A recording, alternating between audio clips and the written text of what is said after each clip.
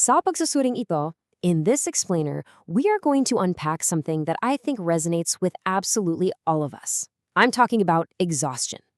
Today, we're breaking down a deeply profound homily by Father Joel Jomar Sasgatus. He takes a long, hard look at that heavy, sometimes literally crushing burden of daily responsibilities we all carry around, and he offers a genuinely transformative perspective on how to deal with burnout. So, if you've been feeling completely drained lately, well, you are exactly where you need to be. So why does our work never seem to end? We all know this feeling, right? You spend hours meticulously cleaning your house, and boom, by tomorrow, it's a mess again. You finally pay off a huge stack of bills, and a few weeks later, a brand new stack is sitting right there in the mail. And don't even get me started on the laundry cycle, it's infinite. It is so easy to feel like we are just running on a treadmill, burning all this energy but never actually reaching a destination where the work is finally, done. Okay, let's dive into this. Here is our roadmap. First, we'll ask, why are we always tired? Second, we'll look at the choice between work or love. Third, the value of others. Fourth, why we absolutely must ask for help. And finally, the secret to strength. Starting off with section 1, why are we always tired? Father Joel points out a really relatable contrast here. He compares the experience of an overseas Filipino worker, or OFW, to someone working locally.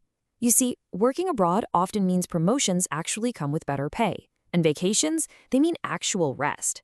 Meanwhile, local work culture can sometimes mean a promotion just brings a heavier workload without the pay bump, and your boss might still be texting you on your day off. But listen, here is the crucial takeaway. Regardless of your location, your job title, or your salary, work is universally tiring.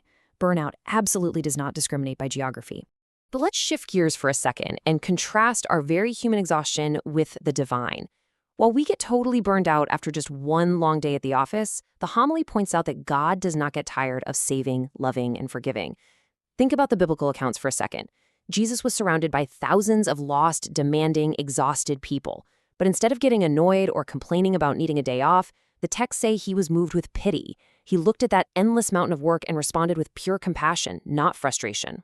So how is that endless energy even possible? Well, Father Joel establishes a core framework outlining 3 specific reasons why God never tires. First, he's driven by love, not obligation. Second, he values people immensely. And third, he does not work alone.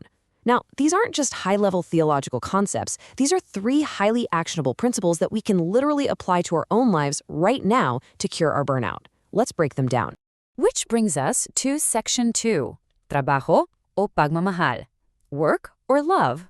To illustrate this, the homily shares this beautiful story about a highly skilled plumber. This guy did great, efficient work, but one day he confessed to a client that he actually wasn't happy with his job anymore. The manual labor itself had just completely lost its spark. But then, he shared something profound. He said, "Even if I am not happy with my job, I make someone else happy." He explained that he found his joy and his energy by looking at the widows, the senior citizens, and the single mothers whose burdens he was lifting by fixing their water systems. He wasn't just turning wrenches, he was restoring their dignity and their peace of mind.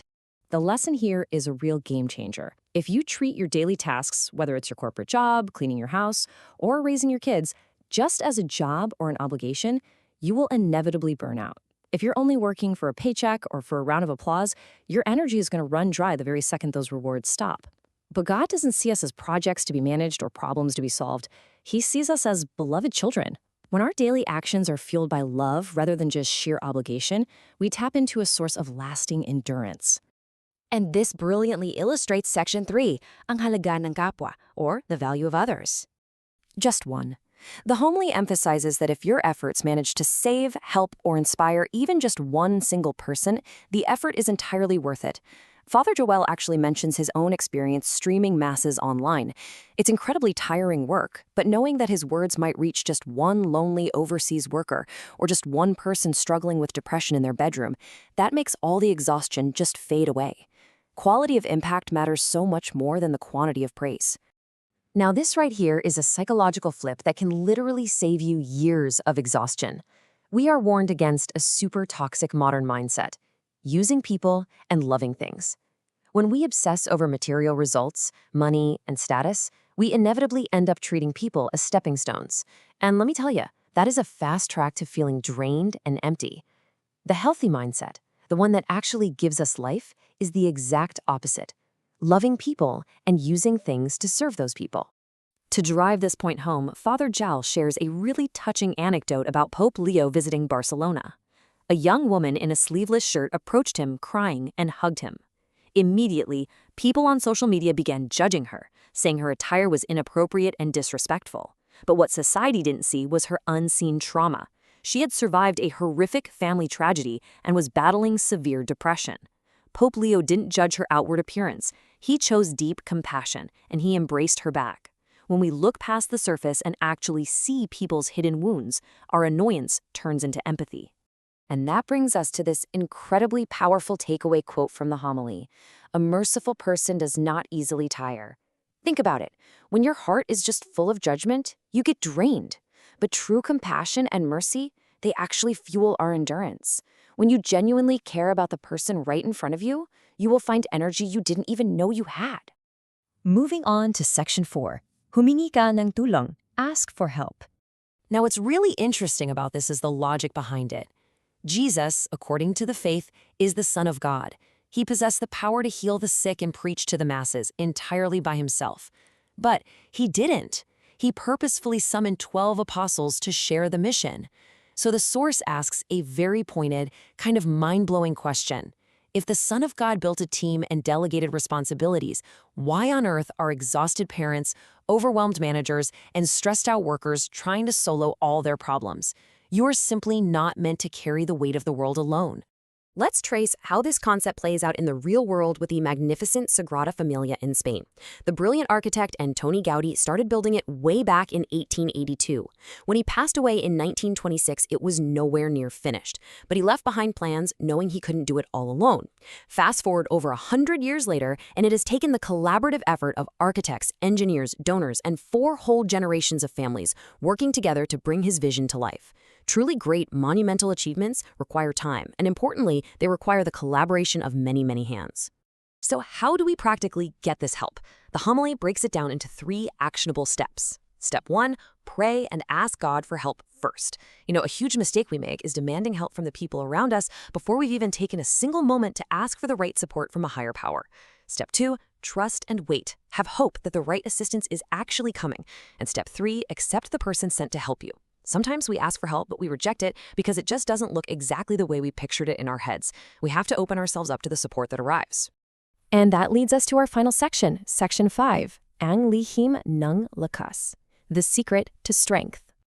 To summarize everything we've unpacked today, here is your brand new mental toolkit to stop burning out. Number 1, shift your motivation. Stop acting purely out of obligation or just for a paycheck, and start acting out of love for the people you are serving. Number 2, value human connection over material things. Remember, using people will exhaust you, but loving them will energize you. And number 3, stop trying to be a superhero. Ask God for a partner, a friend, or a teammate to share your heavy load. The overarching thesis of this entire explainer is beautifully simple. Great things are the fruit of many people working together. Whether it's a towering cathedral in Spain, a massively successful career, or honestly just a happy, functioning family home, none of it is built by one exhausted person working in total isolation. It is built through community, shared burdens, and collective love. So, I want to leave you with this final, provocative question. Really think about your own life right now. What burden will you surrender to God and ask for help with today? You literally don't have to carry it all by yourself anymore. Take a deep breath, shift your perspective back to love, and reach out for the help you deserve. Thank you so much for joining me in this explainer. Keep learning, keep growing, and please remember to